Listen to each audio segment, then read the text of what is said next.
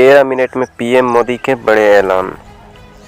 देश में 3 जनवरी से 15 से 18 साल तक के उम्र वाले करीब 8 करोड़ बच्चों को कोरोना वैक्सीन लगाई जाएगी।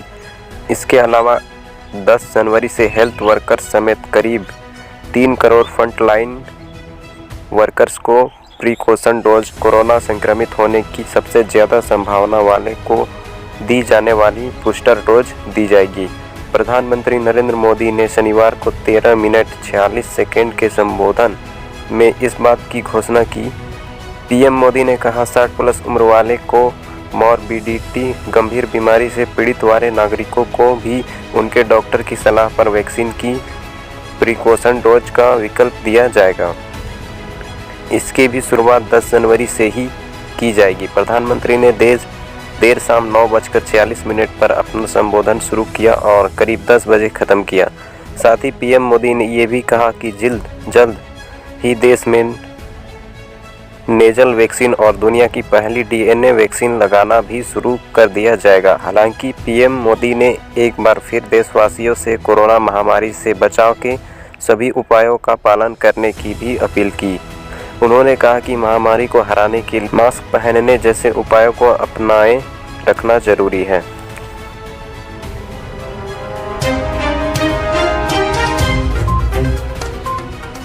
दोस्तों, अगली बड़ी खबर की बात करें तो आईएमए के 50 वोट के साथ AK सिंह अध्यक्ष बने।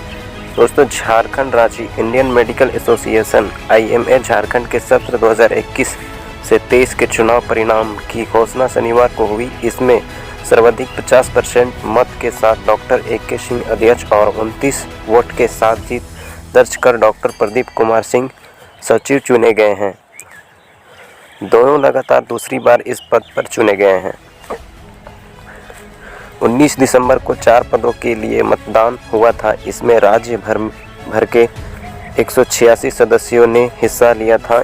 इनमें डॉक्टर AK सिंह को सर्वाधिक 92 मत प्राप्त हुए। इस पद पर 2 अन्य दावेदार डॉक्टर रामजी लाल अग्रवाल को 48 और डॉक्टर RP श्रीवास्तव को 40 वोट मिले। वहीं सेक्रेटरी पद के लिए डॉक्टर प्रदीप कुमार सिंह को 105 और डॉक्टर प्रभात कुमार को 76 मत प्राप्त हुए। कुल्हान प्रमंडल का उपाध्यक्ष डॉक्टर अरुण विजय बाखला को चुना गया है। उन्हें 73 वोट मिले। 31 वोटों से विजय doctor KK Sehgal state IMA के उपाध्यक्ष निर्वाचित हुए। सचिव पद में लगातार दूसरी बार डॉक्टर प्रदीप कुमार सिंह की जीत हुई। कोल्हान प्रमंडल से संयुक्त सचिव के उम्मीदवार डॉक्टर अजय कुमार प्रसाद 49 वोट से जीते, जबकि घोषाध्यक्ष पद के लिए पहले ही डॉक्टर BP कश्यप निर्विरोध चुने जा चुके थे।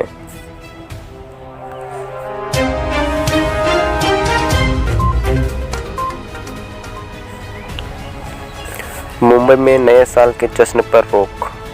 महाराष्ट्र मुंबई ओमिक्रॉन के बढ़ते मामलों के बीच महाराष्ट्र में आज से कड़ी पाबंदियां लग गई है। रात 9 बजे से सुबह 6 बजे तक राज्य के किसी भी हिस्से में एक जगह पर 5 से ज़्यादा लोग इकट्ठा नहीं हो सकेंगे। सरकार की तरफ से सख्त तौर पर कहा गया है कि कोरोना नियमों का उल्लंघन करने पर 500 रुपये जुर्माना भरना पड़ेगा। नियम तोड़ने पर आयोजकों को 50,000 रुपये तक का जुर्माना भरना पड़ सकता है। इस बीच अहमदनगर जिला प्रशासन ने नियमों को सख्त करते हुए पूरे जिले में नो वैक्सीन नो एंट्री नियम लागू कर दिया है। इसके तहत वैक्सीन की दोनों डोज के बिना किसी भी सरकारी और प्राइवेट स्थान, shopping mall, hotel, restaurant, cinema, auditorium, marriage hall, सब्जी मंडी और इवेंट में एंट्री पर पाबंदी लगा दी गई है। अहमदनगर जिला प्रशासन ने सोमवार को परनेर तहसील के तकली ढोकेश्वर गांव में स्थित आवासीय जवाहर नवोदय विद्यालय के 19 छात्रों को कोरोना संक्रमित होने के बाद यह फैसला लिया है।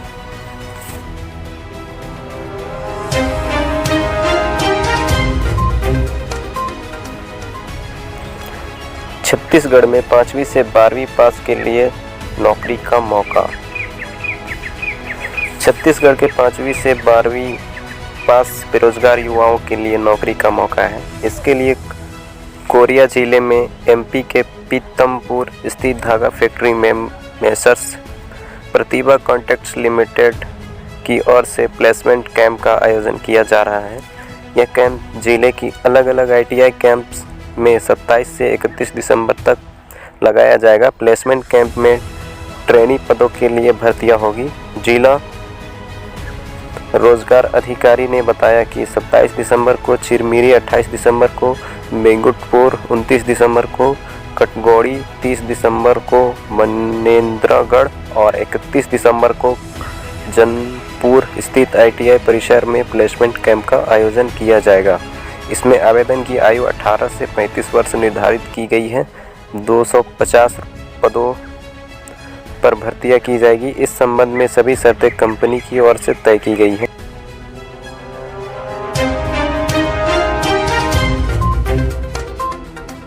यूपी की आज की बड़ी खबरें। दिल्ली से सटे गाजियाबाद और गौतम बुद्ध नगर में कोरोना के मामले लगातार बढ़ते जा रहे हैं। 25 दिसंबर को शाम को जारी हुई रिपोर्ट में गाजियाबाद में 9 और गौतम बुद्ध नगर में 13 नए केस सामने आए हैं। यहां अब कोरोना के संक्रमित मामले क्रमशः 40 और 54 हो गए हैं। गाजियाबाद में पिछले हफ्ते ही बुजुर्ग दंपति ओमिक्रॉन संक्रमित पाए गए हैं। हालांकि अब उनकी हालत में धीरे धीरे सुधार हो रहा है। डॉक्टरों का मानना है कि दिल्ली से सटे होने की वजह से फ्लाइट से ज़्यादातर लोग इन्हीं 2 शहरों में आते हैं, इसलिए यहाँ कोरोना के मामले बढ़ रहे हैं।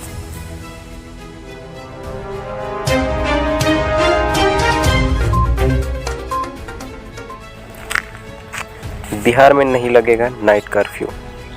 ओमिक्रॉन के बढ़ते खतरे को देखते हुए केंद्र ने सभी राज्यों को अलर्ट किया है। महाराष्ट्र, गुजरात, मध्य प्रदेश, हरियाणा और यूपी ने नाइट कर्फ्यू की घोषणा भी कर दी गई है। वहीं बिहार के CM नीतीश कुमार ने नाइट कर्फ्यू की संभावनाओं पर विराम लगाते हुए साफ किया है, बिहार में फिलहाल नाइट कर्फ्यू की कोई ज़रूरत नहीं।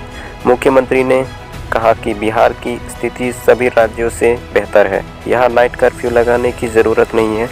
नीतीश कुमार ने यह बातें तब कही जब शनिवार को वह पूर्व प्रधानमंत्री स्वर्गीय अटल बिहारी वाजपेयी की जयंती पर उनकी प्रतिमा को माल्यार्पण करने पहुंचे थे।